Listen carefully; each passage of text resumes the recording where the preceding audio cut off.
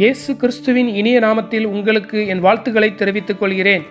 ஒரு வார்த்தை சொன்னால் போதுமே சேனலின் 85வது செய்திக்கு உங்களை வரவேற்கிறேன்.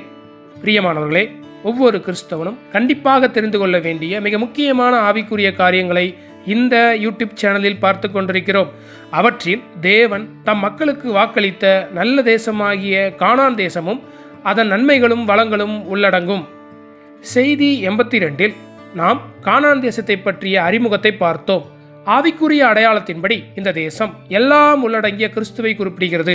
அதாவது கிறிஸ்துவே இந்த தேசத்தில் நிஜமாக இருக்கிறார், கானான் தேசம் நிழலாக இருக்கிறது என்று பார்த்தோம். அடுத்து செய்தி 83 கானான் தேசத்தின் முதலாவது நன்மையான காரியம் தேசமானது மிக மிக விசாலமானது என்று பார்த்தோம். அதாவது கிறிஸ்து அளவீட்டிற்கு அப்பாற்பட்ட வரம்பற்றவராக எல்லையற்றவராக இருக்கிறார். செய்தி 84 கானான் தேசத்தின் இரண்டாவது நன்மையான காரியம் தேசமானது மற்ற நிலப்பரப்புகளை விட உயரமானது என்று பார்த்தோம். அதாவது கிறிஸ்து உயிர்த்தெழுந்து பரம் சென்று எல்லா காரியங்களையும் விட உயர்வாக இருக்கிறார். இதனைத் தொடர்ந்து நாம் இந்த செய்தியின் மூலமாக கானான் தேசத்தின் மூன்றாவது நன்மையை பார்க்க போகின்றோம். கானான் தேசமானது தண்ணீர்கள் நிறைந்த தேசம். மீண்டும் சொல்கிறேன், கானான் தேசமானது தண்ணீர்கள் நிறைந்த தேசம் என்பதே மூன்றாவது நன்மையாகும். எனவே ஜெபத்தோடு இந்த செய்திக்குள் கடந்து செல்வோம்.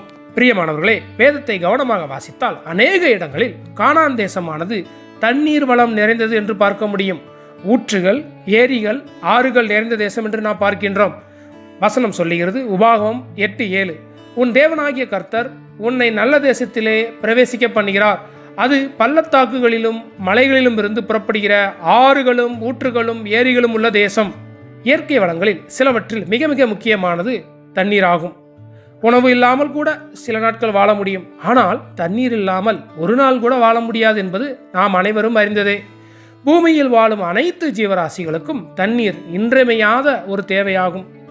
சுருக்கமாக சொன்னால், தண்ணீரை சுரக்கின்ற ஒரு நீரூற்று இருக்கின்றது. அது நிரம்பி ஒரு ஏரியாக குளமாக மாறுகிறது. பின்பு அது ஆறாக பாய்ந்து ஓடுகிறது. ஆவிக்குரிய பார்வையில் இந்த நீர்நிலைகள் எதை குறிக்கின்றது? பரிசுத்த வேதத்தில் கர்த்தர் கொடுக்கும் தண்ணீர் நமக்குள்ளே நித்திய ஜீவகாலமாய் ஊறுகின்ற நீரூற்றாய் இருக்கும் என்று பார்க்கின்றோம்.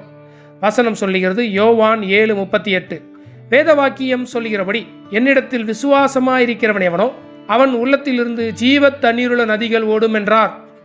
பிரியமானவர்களே, நாம் ஆவிக்குரிய தாகத்தை கொண்டிருக்கும் பொழுது கர்த்தரிடம் வருவோம் என்றால் அவர் நம் தாகத்தை தீர்க்கின்றார். மேலும் நாம் புத்துணர்ச்சியும் அடைகிறோம். இவ்வாறு தாகம் தீர்க்கப்பட்ட நாம் கிறிஸ்துவனுடைய ஜீவ தண்ணீரினால் நிறைந்து மற்றவர்களை தொடர்பு கொள்ளும் போது நம்மிடமிருந்து இந்த ஜீவ தண்ணீரானது பலவிதமான ஆறுகளாக பாய்ந்தோடுகிறது என்பதை உணர முடியும். இப்படிப்பட்ட அனுபவம் பலரையும் புத்துணர்ச்சி அடைய செய்கிறது. ஏனென்றால் நம்மிடம் ஒரு நீரூற்று, ஓர் ஏரி, ஓர் ஆறு ஆகியவைகள் இருக்கின்றன. நீரூற்று பிறப்பிடம், ஏரி சேமிக்கும் இடம், ஆறு ஓட்டத்தை குறிக்கிறது.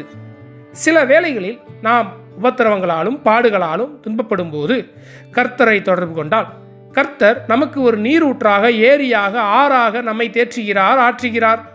இந்த அனுபவத்திற்கு நாம் என்ன பெயரை சூட்டுகின்றோம்? அது மகிழ்ச்சியின், சமாதானத்தின், ஆறுதலின் ஊற்றாக இருக்கிறது. மேலும் அந்த நீரூற்று அன்பின் ஏரியாக, கிருபையின் ஏரியாக, ஒளியின் ஏரியாக நம்மில் அனுபவமாக்கப்படுகிறது. இப்படிப்பட்ட ஏரியின் அனுபவம் நம்மிடமிருந்து பொறுமையின் ஆறாக, தாழ்மையின் ஆறாக, தயவின் ஆறாக பாய்ந்தோடுகிறது. சகோதர சகோதரிகளே, நம்மிடம் எப்படிப்பட்ட நீரூற்று, ஏரி, ஆறுகள் இருக்கிறது? நம்மிலிருந்து கிறிஸ்து பல்வேறு ஆறுகளாக, ஜீவன் நதிகளாக பாய்ந்தோடுகிறாரா என்று நாம் சிந்திக்க வேண்டும். நம்மிடம் ஞானத்தின் ஆறு இருக்கிறதா?